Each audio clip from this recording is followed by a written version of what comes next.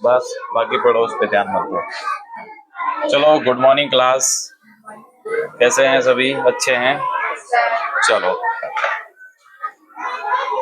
क्या चीज पढ़ रहे हैं हम?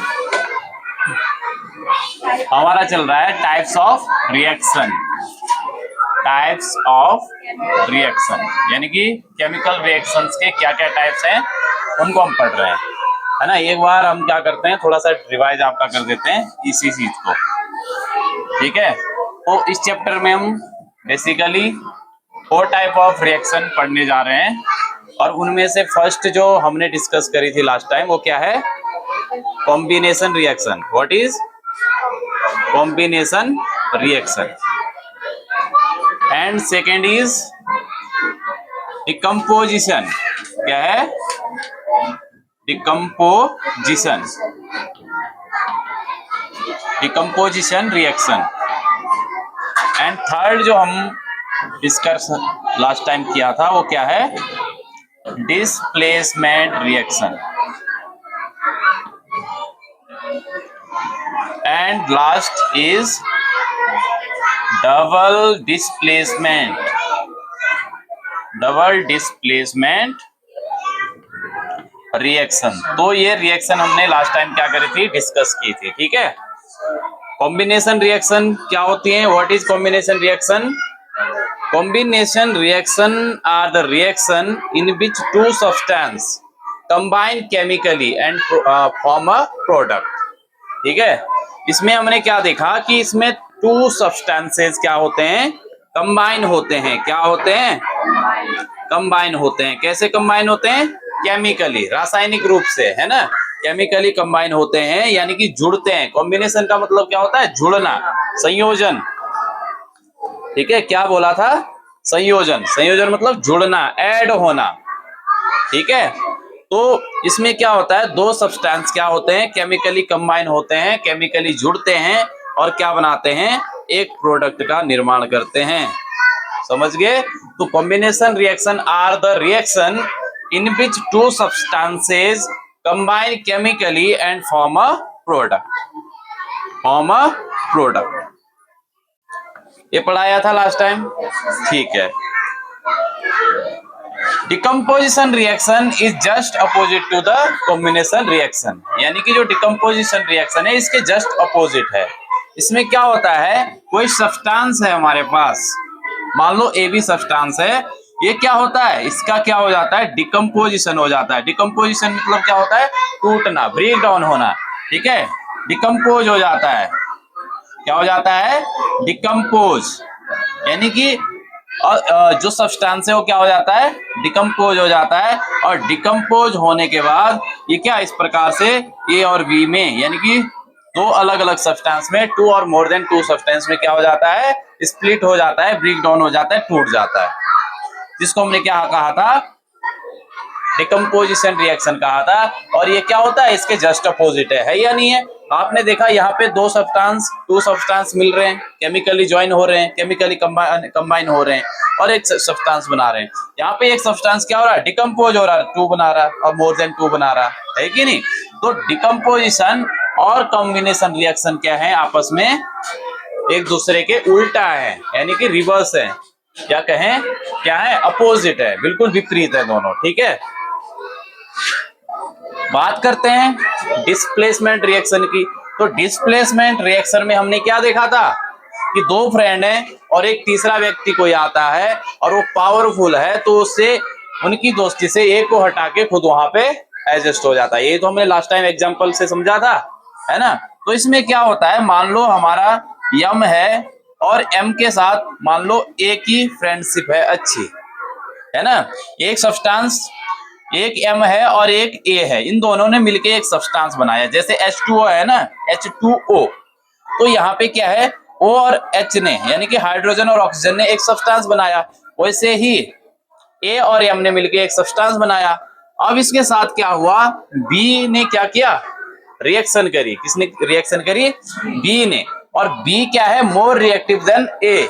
जो बी है वो ए से क्या है? ज्यादा रिएक्टिव है ना, यानी कि पावरफुल है, ठीक है। रिएक्शन के मामले में क्या है? ज्यादा पावरफुल है बी, ठीक है।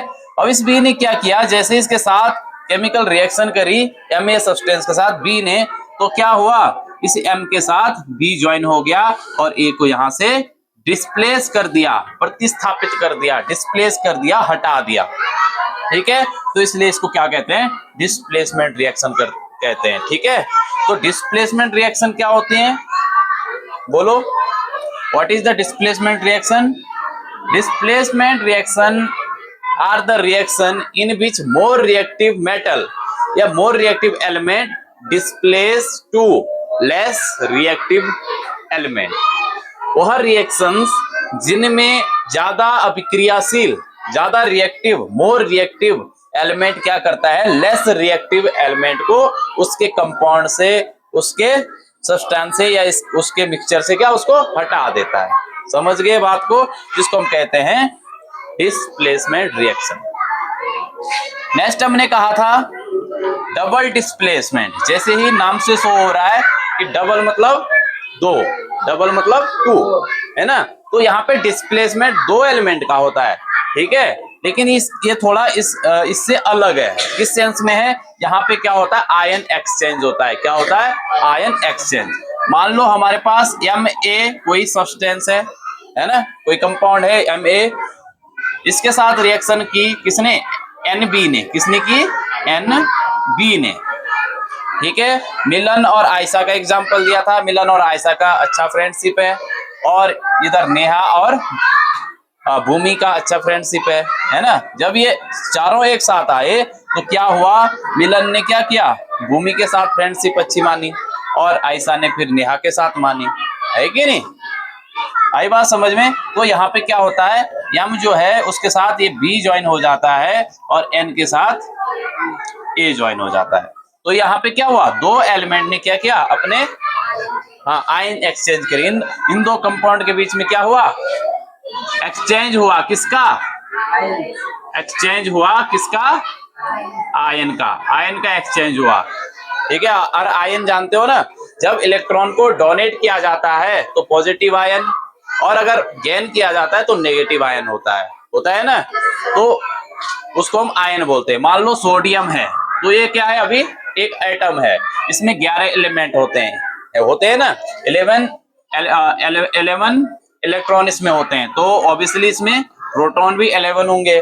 जब ये एक इलेक्ट्रॉन अपना दे देता है तो क्या यहाँ पे कम हो जाएंगे ना, 10 हो जाएंगे। तो 10 इलेक्ट्रॉन को 10 प्रोटॉन बैलेंस कर देते हैं, लेकिन एक प्रोटॉन रहता है एक्स्ट्रा, उससे क्या ये पॉजिटिव चार्ज शो करता है, इसी को हम आयन बोलते हैं। समझ गए बात को, ठीक है। तो यहाँ पे आयन का एक्सचेंज होता है, और आयन के एक्सचेंज होते समय क्या, यहाँ पे डबल डिस्प्लेसमेंट हमें देखने को मिलता है, इसलिए हम इसको क्या कहते हैं, डबल डिस्प्लेसमेंट रिएक्शन कहते हैं। Gate my point, okay. चलो अब हम इनको वन बाय वन डिस्कस करेंगे आगे, है ना। सबसे पहले कॉम्बिनेशन रिएक्शंस को देखेंगे, फिर डिकम्पोजिशन रिएक्शंस को देखेंगे, फिर डिस्प्लेसमेंट, फिर डबल डिस्प्लेसमेंट रिएक्शंस को देखेंगे। उससे पहले रिएक्शंस को हम अगर एनर्जी या हीट के बेस पे देखें तो यहाँ पर 2 टाइप्स ऑफ रिएक्शन हमें रीड करना पड़ेगा, समझना पड़ेगा, ठीक है। वो 2 टाइप्स कौन सी है, मैंने लास्ट टाइम आपको बताया था, एक मैंने आपको बताया था एंडोथर्मिक, और एक मैंने आपको बताया था एक्सोथर्मिक। जैसे कि वर्ड से ही शो हो रहा है, तो एंडो मीन्स होता है, एंडो मतलब इन, और थर्म मतलब हीट, एनर्जी, गर्मी, है ना। तो वह रिएक्शन जिसमें हीट की नीड होती है और हीट रिएक्शन में पार्ट लेती है, मतलब रिएक्शन में एंटर करती है, तो क्या है, एंडोथर्मिक है।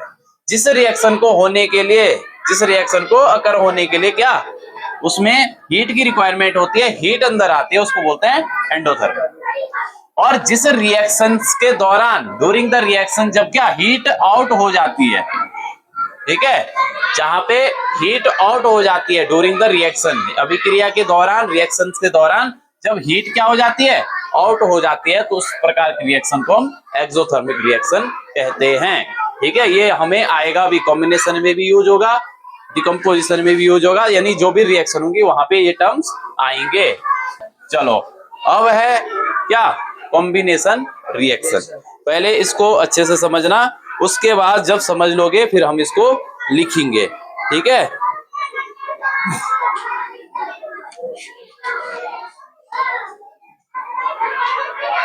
चलो ध्यान देना, रिएक्शंस का नाम है कॉम्बिनेशन रिएक्शन। कॉम्बिनेशन रिएक्शन, इसको हिंदी में अगर हम कहें तो क्या कहते हैं, संयोजन अभिक्रिया। क्या कहते हैं, संयोजन अभिक्रिया। लेकिन आपने कॉम्बिनेशन रिएक्शन ही याद रखनी है, ठीक है।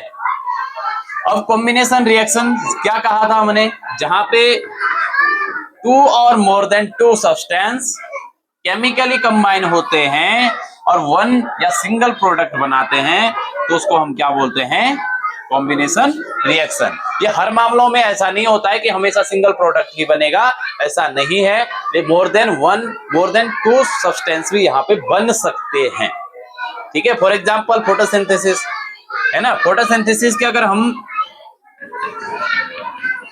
रिएक्शन करते हैं तो इससे क्या होता है, आपका ग्लूकोज बनता है C6H12O6, साथ में यहाँ पे H2O भी निकलता है, प्लस आपका ऑक्सीजन भी निकलता है, तो यहाँ पे तो 3 बन गए। तो क्या ये कॉम्बिनेशन रिएक्शन नहीं है, तो it is also combination reaction, ठीक है। प्लस में एनर्जी भी निकलती है, ठीक है। तो कॉम्बिनेशन रिएक्शन में वन या मोर देन वन सब्सटेंस भी बन सकते हैं, लेकिन बेसिकली कितना, जब दो से, हम इसको किस सेंस में पढ़ते हैं, जब दो से ज्यादा या to or more than two substance जुड़ते हैं। मेन क्या है इसका, मेन है इसका जुड़ना, ऐड होना, यानी जो रिएक्टेंट है वो जुड़ते हैं और प्रोडक्ट बनता है, ठीक है। तो इसको कैसे लिख सकते हैं हम, those reaction in which two or more than two substances chemically combine to form a product. Those reaction in which two or more than two substance combine chemically to form a product. यानी वो reaction जिनमें दो या दो से अधिक पदार्थ जुड़ के एक प्रोडक्ट बनाते हैं, उसको हम क्या बोलते हैं, कॉम्बिनेशन रिएक्शन या संयोजन अभिक्रिया। समझ में आई बात, चलो लिखो, ठीक है। तो हमने क्या जाना, those reaction in which two or more substance या reactants chemically combine to form a substance या फिर प्रोडक्ट, यानी वो अभिक्रियाएं जिनमें दो या दो से अधिक सब्सटेंस जुड़ के, रिएक्टेंट जुड़ के एक सिंगल प्रोडक्ट का निर्माण करते हैं, उनको हम क्या बोलते हैं, कॉम्बिनेशन रिएक्शन। लेकिन कॉम्बिनेशन रिएक्शन में कभी कभी सिंगल प्रोडक्ट की बजाय डबल, 2-3 और प्रोडक्ट, बाय प्रोडक्ट बन सकते हैं, ठीक है। फॉर एग्जाम्पल आपने चूना देखा होगा, देखा या नहीं देखा, जिसको हम बोलते हैं क्विक लाइम। क्या बोलते हैं, क्विक लाइम, CaO, ये सॉलिड स्टेट में होता है, इसको क्या बोलते हैं, क्विक लाइम बोलते हैं। क्या बोलते हैं, क्विक लाइम, ठीक है। क्या बोलते हैं, क्विक लाइम बोलते हैं। क्विक लाइम मतलब बिना बुझा हुआ चूना है, ये सूखा चूना है, ठीक है, क्विक लाइम। इसमें जब क्या होता है, वाटर ऐड किया जाता है, यानी कि वाटर की रिएक्शन की जाती है, तो क्या बनाता है ये, ध्यान देना, ये बनाता है CaOH का होल 2, ठीक है। और ये कैसा होता है, एक्वाटिक सॉल्यूशन है। कैसा सॉल्यूशन है, एक्वाटिक, ठीक है। इस ठीक आई बात समझ में। और इसको क्या बोलते हैं, स्लैग्ड लाइम। क्या बोलते हैं, स्लैग्ड लाइम। लाइम मतलब चूना पानी, है ना, चूना, ठीक है। ये क्या है, सूखा हुआ चूना है, बिना बुझा हुआ चूना है ना, क्विक लाइम है। इसमें जब पानी ऐड किया जाता है तो क्या बनाता है, स्लैग लाइम बनाता है। और इस स्लैग लाइम का केमिकल नाम क्या होगा, कैल्शियम हाइड्रोक्साइड। क्या नाम है इसका, कैल्शियम हाइड्रोक्साइड। इस 2 का मतलब समझ रहे हो, इस टू का मतलब ये है कि जो OH समूह है ना, ये दो हैं इसमें, ये गलत है लिखना। अगर ऐसे लिखते हो, ये लिखना गलत है, दिस इज नॉट राइट, ये लिखना गलत है। इसका मतलब ये हुआ कि कैल्शियम एक है, ऑक्सीजन एक है, हाइड्रोजन दो है, लेकिन इसको इस प्रकार से लिखा जाता है। इसका मतलब ये हुआ इसमें OH है 2, ये जो OH है ना ये 2 है, OH और OH। आई बात समझ में? ठीक है, तो इसको बोलते हैं कैल्शियम हाइड्रोक्साइड या फिर स्लैग्ड लाइम। आपने चुना किया होगा घर पे, है ना, पुताई करने में यही काम आता है, कैल्शियम हाइड्रोक्साइड। ठीक है, यानी बिना बुझा चुना कैल्शियम ऑक्साइड, इसका नाम क्या है? Calcium oxide. ठीक है, जब इसमें पानी ऐड किया जाता है ना, वाटर रिएक्शन होती, तो ये क्या बुझा हुआ चुना या स्लैग लाइम बनता है, जिसको हम कैल्शियम हाइड्रोक्साइड बोलते हैं। समझ में आई बात? साथ ही साथ आपने जब कभी पानी को मिलाया होगा चूने के साथ, तो आपको हाथ डाला होगा तो हाथ थोड़ा सा ये हो जाता है ना, होता है नहीं होता है, उसमें से एक हीट निकलती है। क्या निकलती है? हीट। आपने वहां पे बबल्स देखे होंगे, जब आपने चूने के साथ पानी मिलाया होगा तो बबल्स बनते हैं, इसमें बबल्स बनते हैं क्योंकि इसमें हीट निकलती है। अब मुझे बताओ कि इस रिएक्शन के दौरान, during this reaction, heat are evolve, heat evolve हो रही है, हीट निकल रही है, हीट बाहर निकल रही है। किस प्रकार की रिएक्शन है? Combination reaction. फिर दिस इज ऑल्सो अ कौन सा? एक्सोथर्मिक। कैसी रिएक्शन है ये? एक्सोथर्मिक रिएक्शन है बेटा। कैसी रिएक्शन है ये? This is also a exothermic reaction. क्यों है exothermic reaction? Because during this reaction heat are produce, है कि नहीं? हीट निकल रही है, heat is produce, heat evolve हो रही है इससे। तो ये क्या है? एक एक्सोथर्मिक रिएक्शंस का भी एग्जांपल है कॉम्बिनेशन रिएक्शन। समझ में आई बात? क्या आपने देखा है कि जब आप पुताई करते हो दीवार पे, पहले तो गीला होता है ये, है ना, बाद में ये सूख जाता है। क्या हो जाता है? सूख जाता है, कलर देती है। जो आपकी वॉल है जहां पे आपने इसको पुताई करी है, वहां पे क्या होता है? पहले तो गीला रहता है, फिर दूसरा कलर होता है, फिर जब सूख जाता है तो क्या, वो खिल जाता है, मतलब अच्छा कलर आ जाता है। आता है नहीं आता है? तो इसका क्या कारण हो सकता है? कोई बताएगा मुझे? इसका सिंपल एक कारण है, आपने पहले चूने के साथ पानी मिलाया, स्लैग लाइम बना, फिर जब आप पुताई करते हो तो ये जो स्लैग लाइम है ना बेटा, इसको भी ध्यान देना, ये एक्वाटिक, इसमें क्या होता है, जो आपके एनवायरमेंट है उसमें क्या कार्बन डाइऑक्साइड गैस भी तो प्रोड्यूस हो रही, एयर में क्या कार्बन डाइऑक्साइड गैस का भी कंटेंट है या नहीं है? तो ये जो है हवा के साथ रिएक्शन करके उसमें जो बेसिकली क्या है, कार्बन डाइऑक्साइड है, इस कार्बन डाइऑक्साइड गैस से क्या करके रिएक्शन करके ये सूखता है जब, तो ये क्या बनाता है? कैल्शियम कार्बोनेट बनाता है।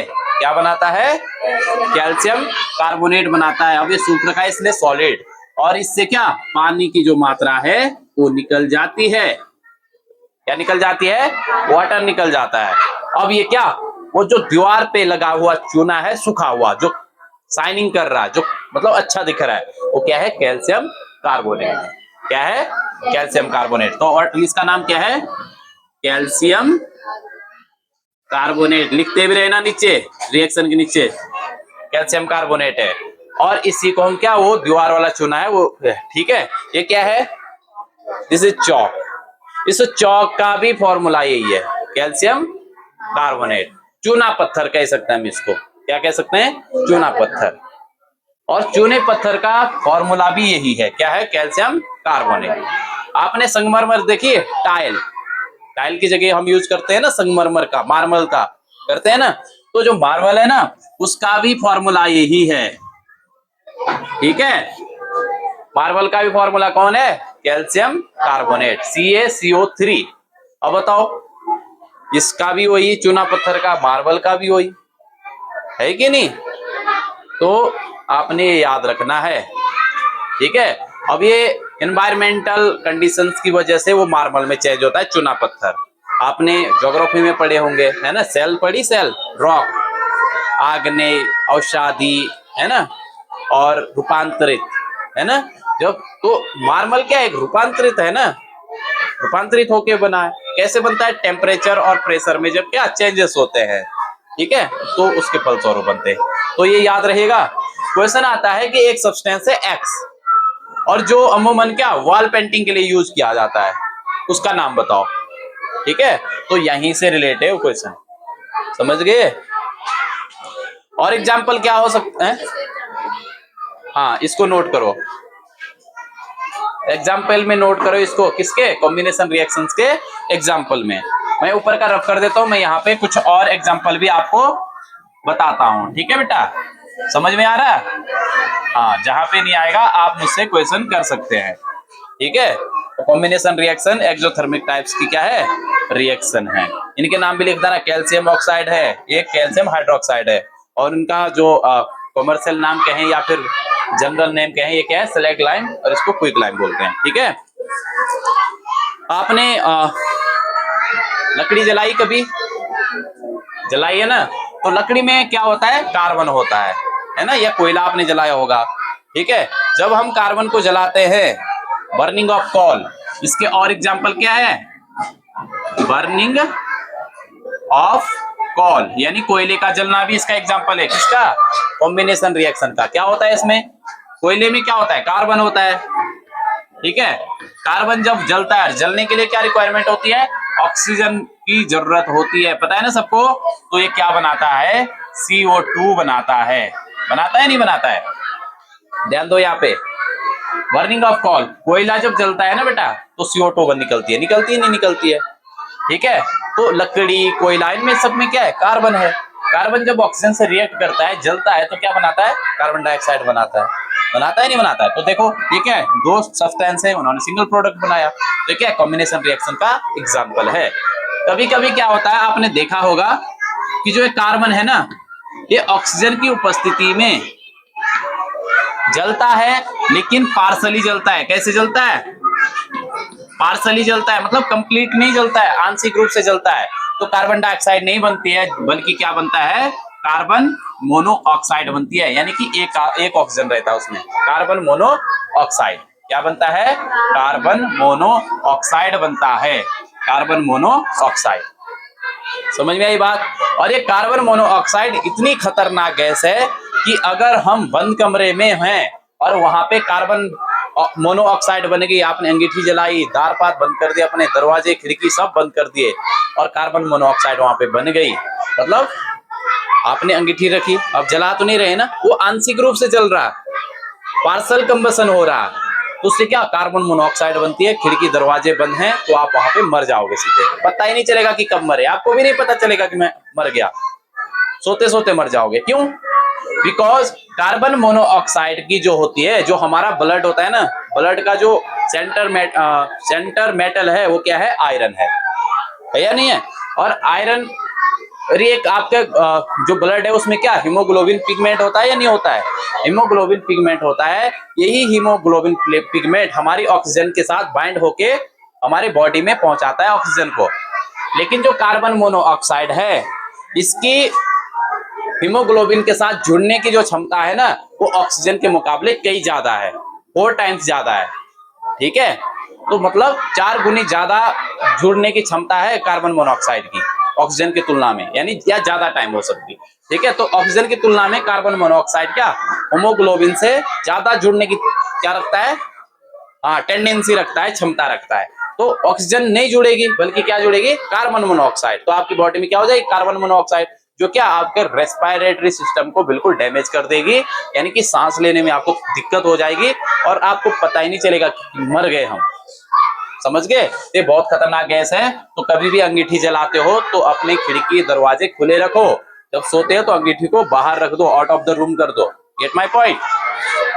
हाँ, तो अवेयर रहने की जरूरत है, आप लिख भी सकते हैं साथ साथ। और क्या एग्जांपल हो सकते हैं इसके, फॉर्मेशन ऑफ वाटर, हमने लास्ट टाइम देखा, ये लिख दिया नीचे वाला, ओके। तो फॉर्मेशन ऑफ वाटर भी कॉम्बिनेशन रिएक्शंस के क्या है, एग्जांपल है, ठीक है। क्या बोला मैंने, फॉर्मेशन ऑफ वाटर, क्या, formation of water, formation of water, जल का बनना, जो वाटर मॉलिक्यूल है उसका बनना। आपको पता है वाटर किन चीजों से बनता है, हाइड्रोजन से, ये क्या है, गैस है।